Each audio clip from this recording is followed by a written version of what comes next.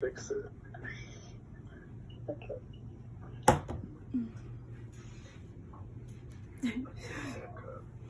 Yeah. Vamos a ver.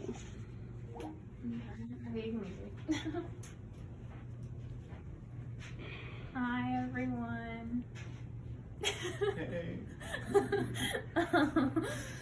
I'm gonna ask a few questions. Are you tired of the same old hair color? Do you want a colorful change? Don't want to spend a fortune at the salon? Well, I have a solution for you. You can be sporting a new hair color in less than an hour.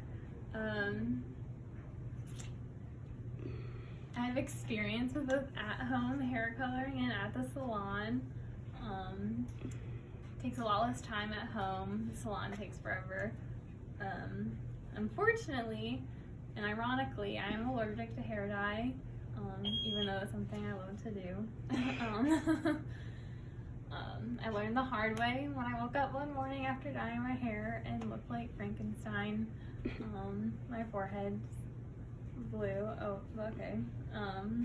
But I still do it. I just try to stay away from my roots, because if I stay away from my roots, it doesn't turn out as bad. When I'm finished here today, you will know how to efficiently dye your hair and come out looking like $1 million. By following the simple directions of what to do before, during, and after dyeing your hair.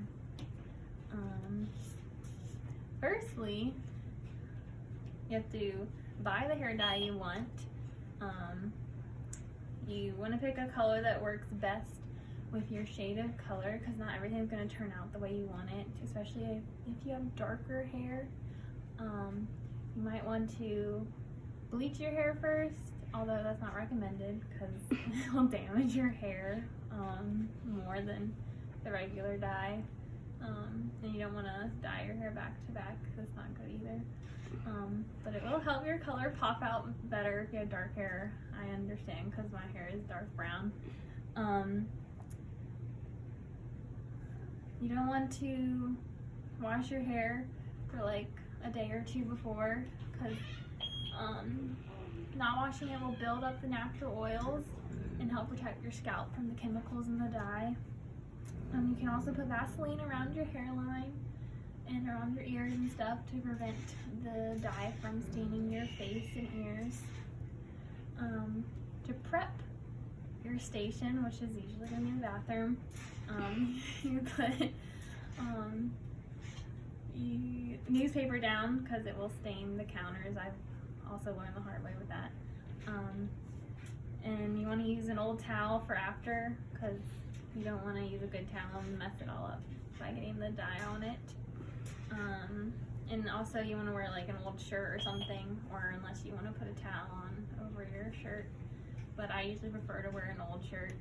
I have a designated shirt that I usually use when I dye my hair. After you're done buying whatever hair dye you want and prepping your workstation, you can begin the fun part.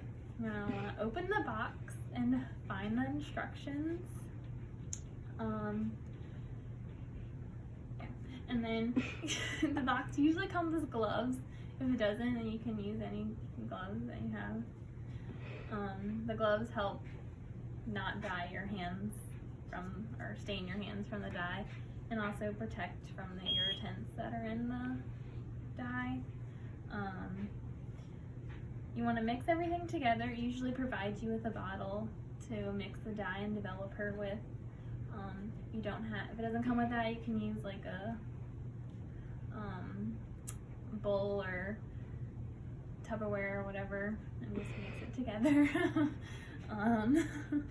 And you want to, if it comes with a bottle, you want to shake it well. If not, you want to mix it well. Either one, just make sure it's good.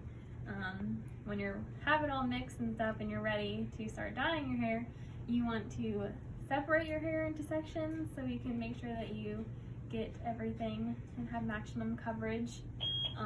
You also want to start at your roots, because your roots take the longest to develop the color. then after you get everything, you want to make sure that you have a lot on there. Just tips.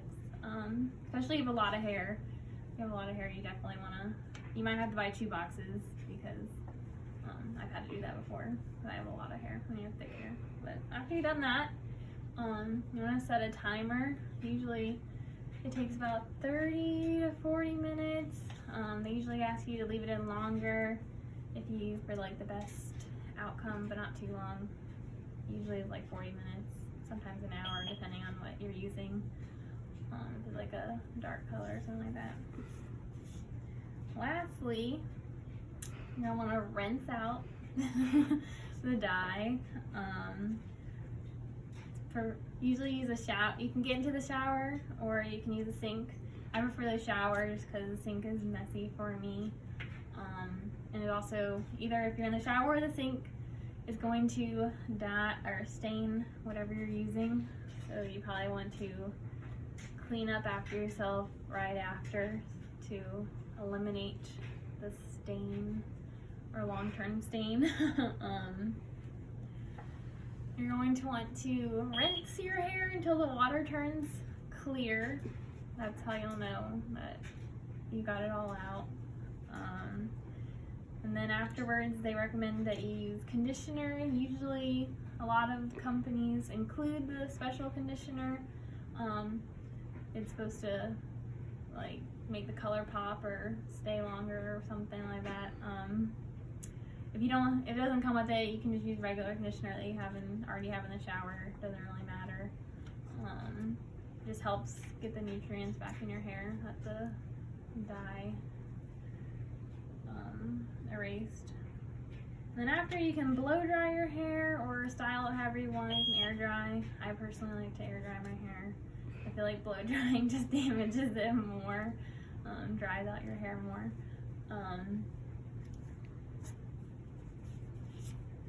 In conclusion, dyeing your hair at home is easy, hassle-free, and inexpensive. It really does look like salon quality. I would know. I've had them both done. I've done it at home and at a salon. I feel like they turn out the same, but I feel like it's quicker at home. The only good thing about the salon is someone else is doing it for you.